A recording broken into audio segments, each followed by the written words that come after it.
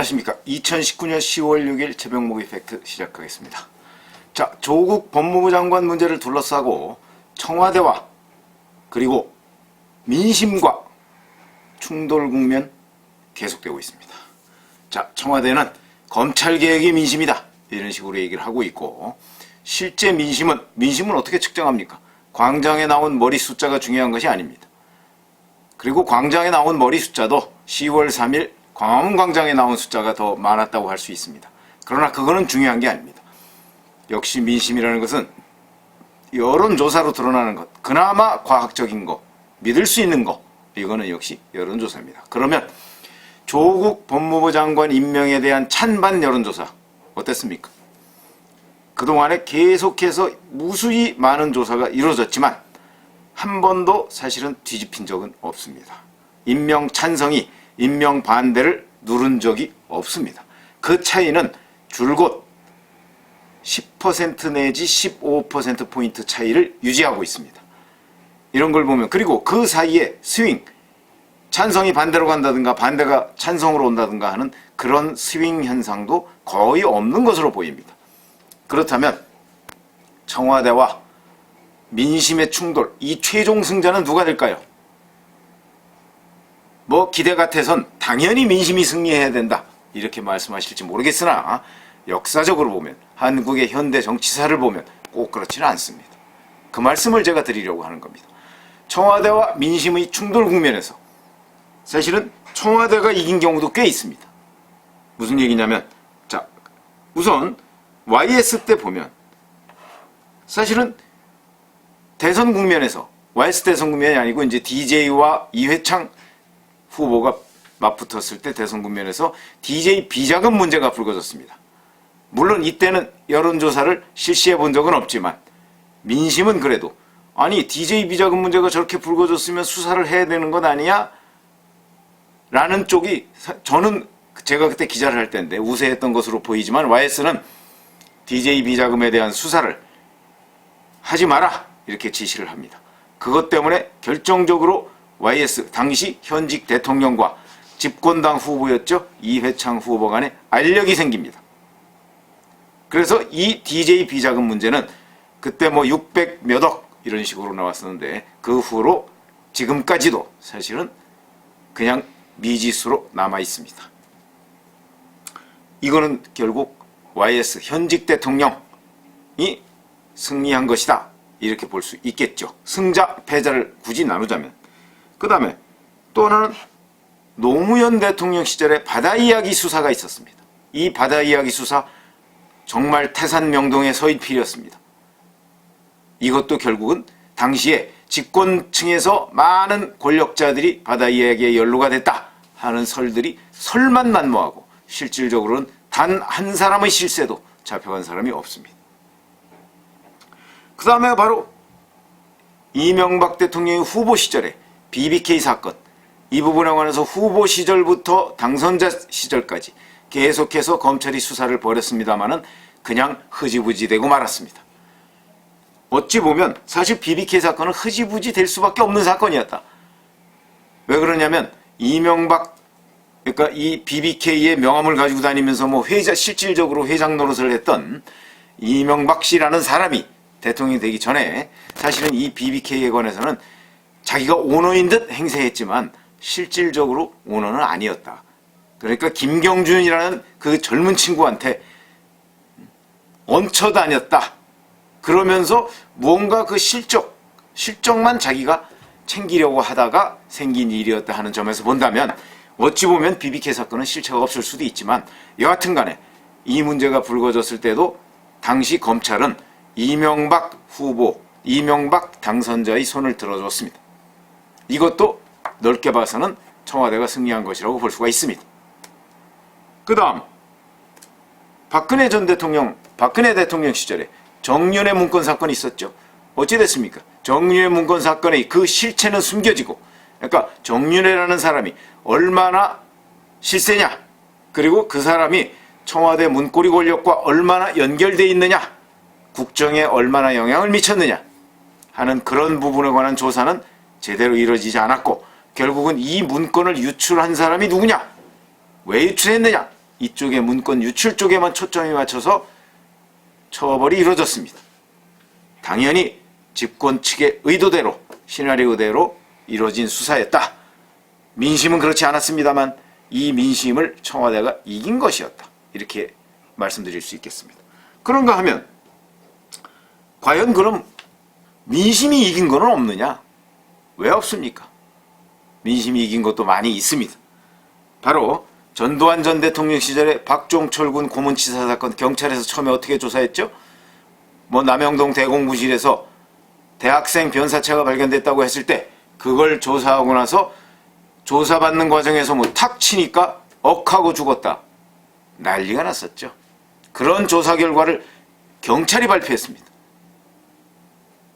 그래서 난리가 났었는데 그 이후로 이것이 결국 도화선이 돼서 육시황쟁까지 이어졌습니다. 민심이 폭발한 것이죠. 이 민심이 결국 전두환 정부라는 그 거의 군사정권에 가깝던 그런 정부를 무너뜨리는 데 일조했다. 저는 그렇게 보겠습니다. 그 다음에 그거보다 조금 전에 사실은 85년에 2.12 총선이라는 것이 있었는데 2.12 총선은 당시에 그러니까 야권의 두 지도자 YSDJ 김영삼, 김대중이라는 두 지도자를 사실상 묶어놓고 정치 규제를 해놓고 치른 선거였습니다. 그래서 당시에 DJ는 총선 직전에 그러니까 2.12 총선 2월 12일 총선 직전에 귀국했습니다.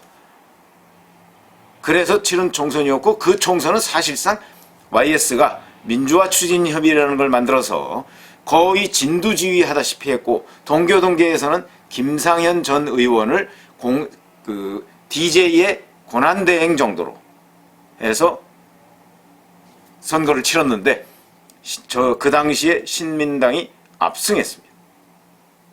물론 일당이야 이루어지지 않았습니다만 일당은 여러 선거제도나 이런 것 때문에 그랬지만 돌풍을 일으켰습니다. 이것도 결국은 민심이 폭발한 것이다.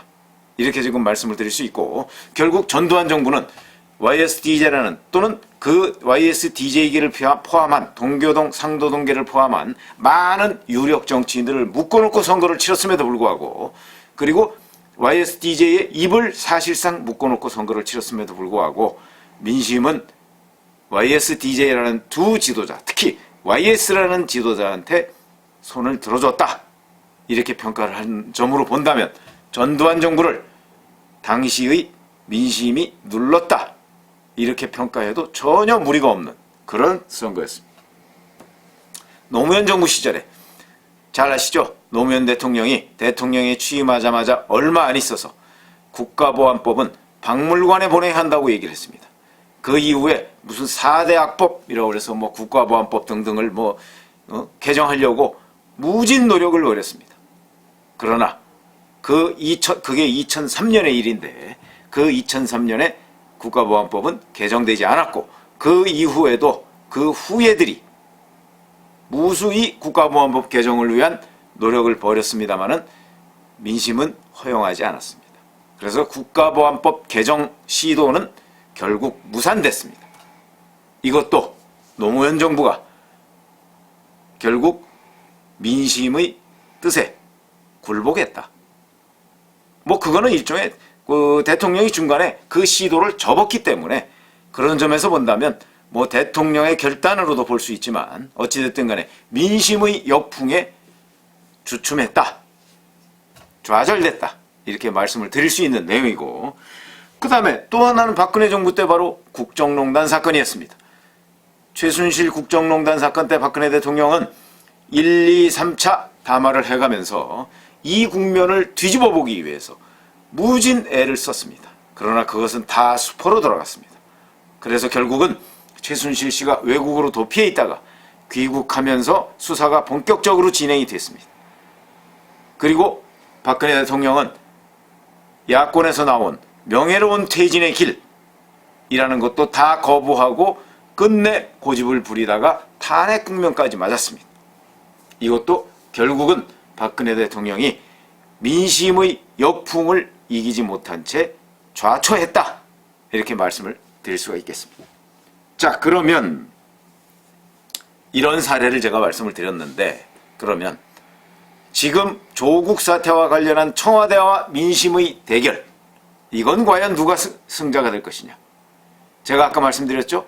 조국 임명 찬성과 반대가 10 내지 15%포인트 차이를 보이고 있는 여론조사가 지금까지 별로 변하지 않은 채 이어지고 있다. 자, 요 정도의 차이면요, 이거 청와대가 뒤집을 수도 있습니다. 지금까지의 선례를 볼 때 뒤집을 수도 있습니다. 애석하게도. 그러나 여기에 하나 변수가 있습니다.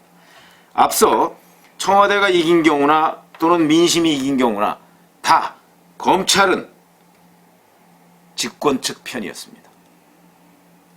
예외가 있다면 아마 국정농단 사건 때, 그때 검찰은 집권 측 편이었는데 특검이 도입됐지 않습니까?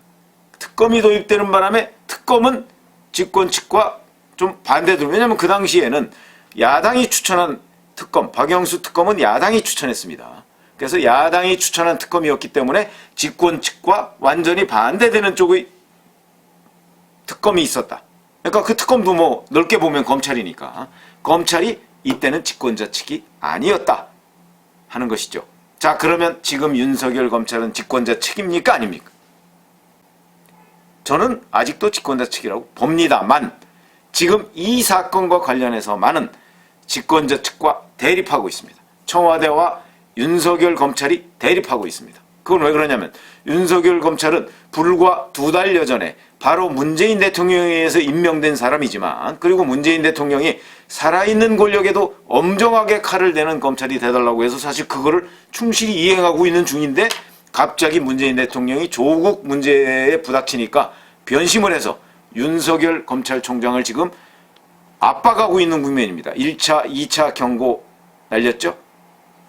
이런 국면인데, 그렇기 때문에 지금 조국 사태를 다루는 윤석열 검찰은 집권자 측이 아닙니다. 현재까지는 그렇습니다. 앞으로 또 며칠 내로 뭐가 어떻게 바뀔지는 모르겠습니다만, 여전히 지금 조국 장관의 부인 정경심 교수는 어제도 검찰에 나와서 15시간을 조사받은 것으로 돼 있습니다만, 그 시간 내내 거의 자기 과거 10월 3일 날 받았던 조서 검토하고 어저께 오전에 잠깐 했던 그 조서 검토하느라 대부분의 시간을 보냈고, 15시간 중에 실질적으로 조사받은 시간은 2시간 반 정도에 지나지 않는다. 황제 수사다. 내 멋대로 수사다. 이런 얘기가 지금 나오고 있는데, 어쨌든 간에 그런 것까지도 윤석열 검찰은 지금 여권의 공격 빌미를 제공하지 않기 위해서 다 받아들이고 있는 것으로 보입니다만, 이 시점까지는 여하튼 집권자 측이다, 윤석열 검찰, 이렇게 얘기하기는 어려울 것 같습니다. 이게 큰 변수입니다. 그러니까 지난 청와대가 이겼거나 민심이 이겼거나 한 번의 예외만 빼놓고서는 전부 다 검찰은 집권자 측이었는데, 조국 사건과 관련해서는 지금 집권자 측이 아니다. 그렇다면 10 내지 15%포인트 차이를 청와대가 권력으로서 뒤집을 수 있는데, 저는 있다고 보는 편입니다. 물론 저는 기대는 그렇게 안 하고 그래서는 안 된다고 생각을 합니다만, 현실적으로는 가능성이 있다고 보는데, 검찰이 변수다. 근데 검찰은 집권자 팩이 아니다 라는 관점에서 본다면, 앞으로 검찰 수사가 진전되면 진전될수록 조국 장관에 대한 반대 여론은 늘어날 수밖에 없다. 그러니까 10 내지 15% 범위를 더 벗어날 가능성이 매우 높다. 이렇게 본다면 이번은 민심한테 청와대가 이길 수 없는 국면으로 접어들고 있다. 그렇게 생각합니다. 그 첫 번째 분수령은 조국 장관 부인인 정경심 교수에 대한 구속영장 청구, 그것이 될 것으로 보이고, 지금 현재 만약 그 구속영장이 법원에서 김명수 대법원에 의해서 발부가 되지 않는다면 또 다시 나라는 반으로 쪼개질 것입니다. 왜 그러냐면 저것은 어떤 법조인이 보더라도 정말 친여 법조인이 아닌 다음에는 저 영장은 발부가 되는 것이 정상이기 때문입니다. 그런 점에서 본다면 첫 번째 고비, 두 번째 고비, 여러 고비가 남아 있겠습니다만은, 지금 현재 윤석열 검찰이라는 변수 때문에 민심이 청와대를 이번 사건만큼은 이길 것이다. 한국 정치사에서 민심이 청와대를 이긴 또 하나의 사례가 추가될 것으로 보입니다. 감사합니다.